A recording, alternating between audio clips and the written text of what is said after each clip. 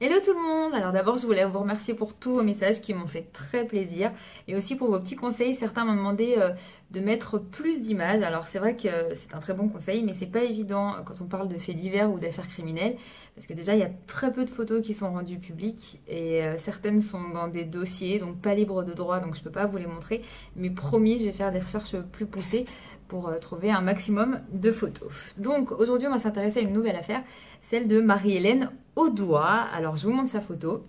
C'est une très jolie brune aux yeux bleus. J'insiste sur le fait qu'aujourd'hui rien ne prouve que Marie-Hélène soit morte. Elle est donc toujours officiellement portée disparue. Elle est représentante en produits pharmaceutiques et elle a disparu le mardi 21 mai 1991 à l'âge de 22 ans.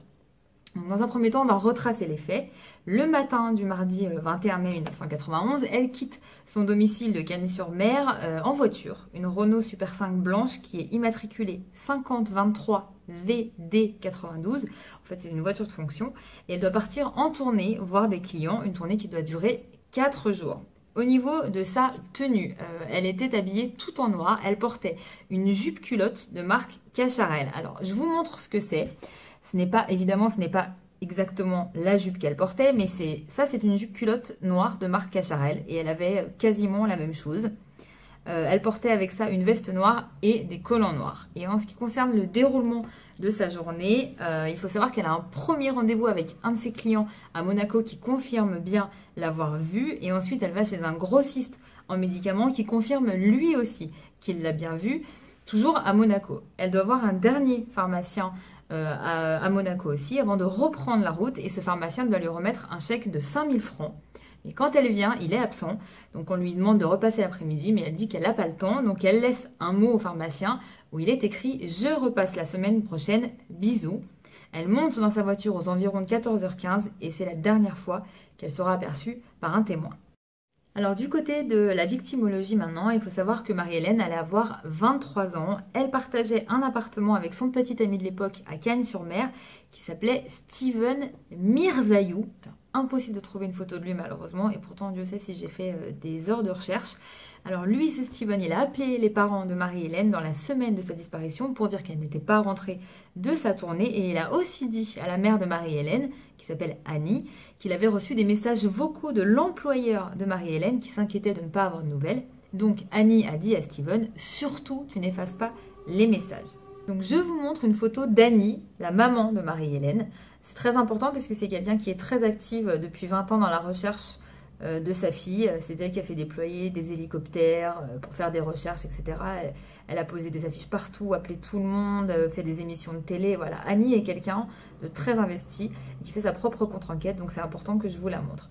Et dans un premier temps, Annie a appelé des amis, des proches, et elle a compris qu'en fait personne n'avait des nouvelles de Marie-Hélène depuis ce fameux mardi 21 mai. Le dimanche 26 mai, Annie va au domicile de sa fille et donc de Steven Mirzaïou et elle retrouve des vêtements qui pourraient, je dis bien pourraient, correspondre à ceux que Marie-Hélène portait ce jour-là, c'est-à-dire la jupe culotte noire Cacharel et la veste noire. Ce qui pourrait donc expliquer qu'elle serait finalement rentrée chez elle après être allée chez le pharmacien qui était absent et qui lui devait 5000 francs. Annie demande donc à Steven de lui faire écouter les messages vocaux laissés par l'employeur, mais il les a effacés, alors qu'elle lui avait bien dit au téléphone de ne pas le faire. Donc elle lui demande pourquoi et lui explique qu'un de ses amis est venu avec sa mère passer une semaine dans l'appartement et que c'est elle, donc la mère, qui avait dû les effacer par erreur.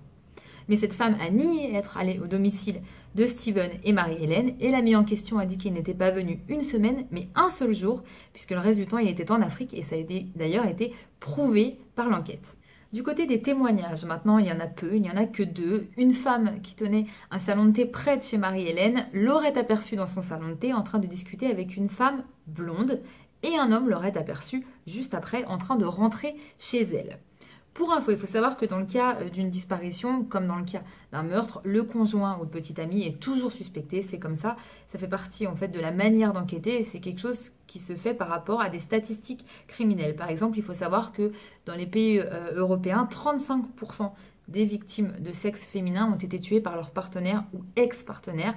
Ça fait quand même plus d'un tiers. Donc là, bien sûr, il n'y a aucune preuve d'un meurtre, mais puisqu'il y a enquête, il faut forcément se pencher sur le partenaire. Steven Mirzaïou avait une maîtresse. Alors malheureusement, impossible de trouver son nom. On sait juste qu'elle est blonde et qu'elle a 15 ans de plus que Steven. Elle avait été arrêtée en 1993 pour l'affaire d'un Corse lié au grand banditisme, mais pas poursuivie.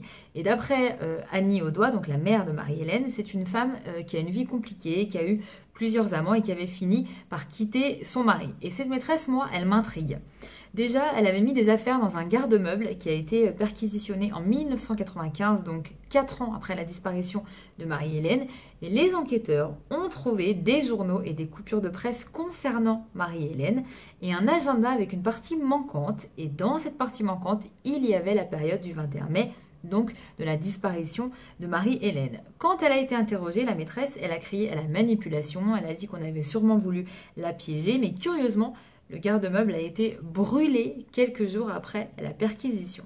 Autre fait assez troublant, la maîtresse était sur la liste d'appel de Marie-Hélène le jour de la disparition de Marie-Hélène et elle a retiré des grosses sommes d'argent suite à sa disparition. Encore autre chose, elle était jalouse de Marie-Hélène. Un jour, elle avait volé les clés de leur appartement et elle s'en était pris aux vêtements de Marie-Hélène pendant son absence. Et chose très importante, elle avait aussi été mêlée à une affaire de disparition sur fond de règlement de compte dans la région parisienne, mais là aussi, il n'y a pas eu de suite. Alors du côté de l'enquête maintenant, bien évidemment, les enquêteurs ont refait des dizaines de fois le parcours que Marie-Hélène aurait dû faire pour sa tournée entre Monaco et les Hautes-Alpes. Ils ont fait des battues, fouillé les rivières, les lacs, les fossés, même survolé la région en hélicoptère et rien du tout. Ce qui est assez bizarre d'ailleurs, puisqu'on peut facilement camoufler un corps, mais une voiture, c'est beaucoup plus difficile. Donc la piste accidentelle a très vite été délaissée par les enquêteurs pour la piste criminelle. Ils ont exploré les comptes bancaires de Marie-Hélène et les derniers chèques qu'elle a fait, c'est un chèque de 500 francs à l'ordre de Steven Mirzaïou, son petit ami, le jour de sa disparition. Et aussi bien Annie, donc la mère de Marie-Hélène, et le commissaire chargé de l'enquête à l'époque ont tous les deux confirmé qu'elle avait des gros soucis d'argent et qu'elle en avait beaucoup besoin d'argent. Donc bizarre de faire un chèque de 500 francs de surcroît à son petit ami et le jour de sa disparition. Maintenant, pour faire un point du côté judiciaire de l'affaire, malheureusement aujourd'hui, la justice a clôturé le dossier puisque dans cette affaire, il n'y a pas de corps, il n'y a pas d'aveu, il n'y a rien. Et la maîtresse n'a pas été mise en examen, faute d'éléments à charge. Donc en 2012, le non-lieu a été prononcé. Je vous remontre la photo de Marie-Hélène Audois. Pour info, si elle est toujours en vie aujourd'hui, elle doit avoir 47 ans.